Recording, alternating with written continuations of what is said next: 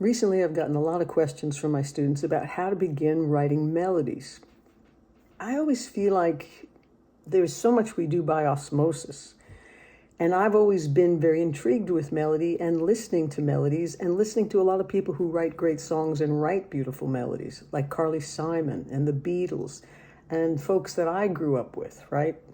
So I feel like it's about what you're taking in and what you're digesting and what comes out naturally.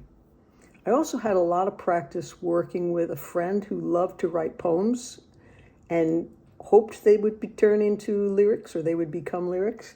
And I put a lot of her words to music, and we ended up with a lot of songs together, like 36 songs in our high school, early college years.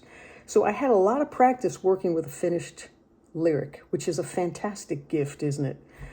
Like a third of the song is done. Thank you very much.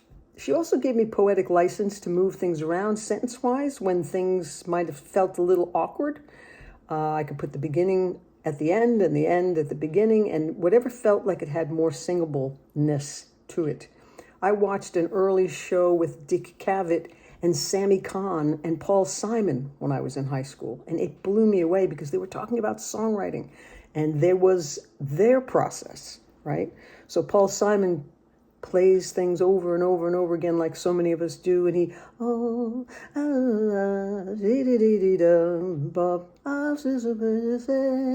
and somehow you get attached to a certain volume, a vowel sound at that moment, and you start to think that would be a great vowel sound to have there, have to have it. So you find a word to say, and then you might think of a rhyme, and then you might think, okay, well, what could this potentially be about?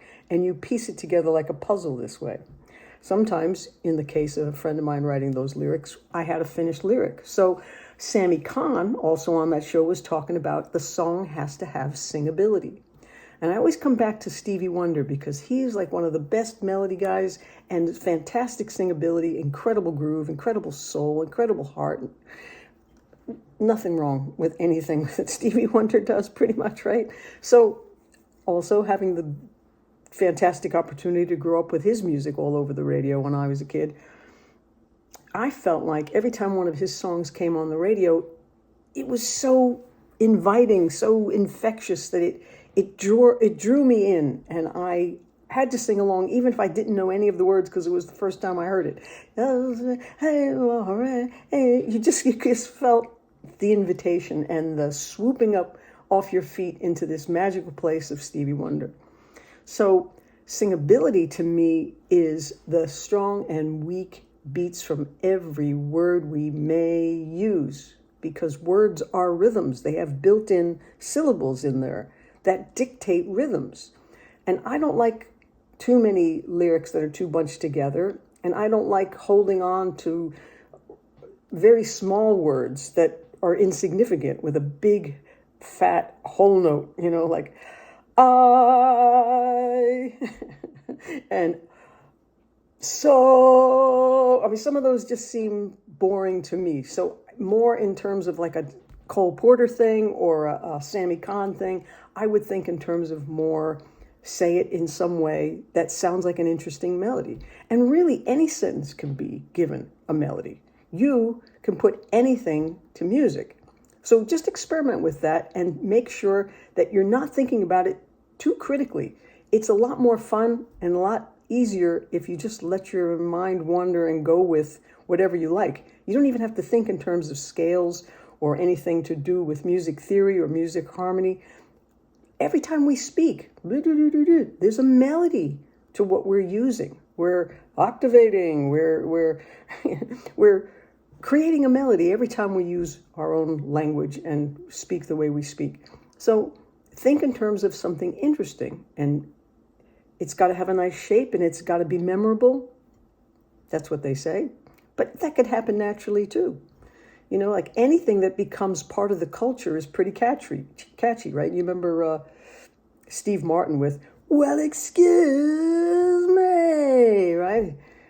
All those things that we imitate from all kinds of folks from all walks of life, whether they're comedians or folks in films, there's special lines and things that become musical, they become entertaining, and they become part of the culture that we all repeat them. And so I can remember even being in college when I was a student at Berklee College of Music, and somebody had an instrumental, and the title was "Oh, There Are My Shoes." I thought that was hilarious. I thought it was great. So certainly I can use anything I want. Sometimes I want it to make real good sense, like a Cole Porter song. Sometimes I want it to be fun and playful, like Paul McCartney. Sometimes I want it to be a little bit more hidden and mysterious, and I want it to be more like Stevie Nicks. It's a gigantic playing field. Try some things out. Hum some things, put some words to it, find some words, put some melody to it, see if you can make it catchy, and please your own ear. That's all I ever do, is please myself. I enjoy playing with the pieces, like one of my songs is called, because it's about writing songs, playing with the pieces. Sometimes it is just pieces, and you've got to build it and create it and make it turn into something interesting. Just put all your favorite stuff in. That's all I ever do. Give it a go.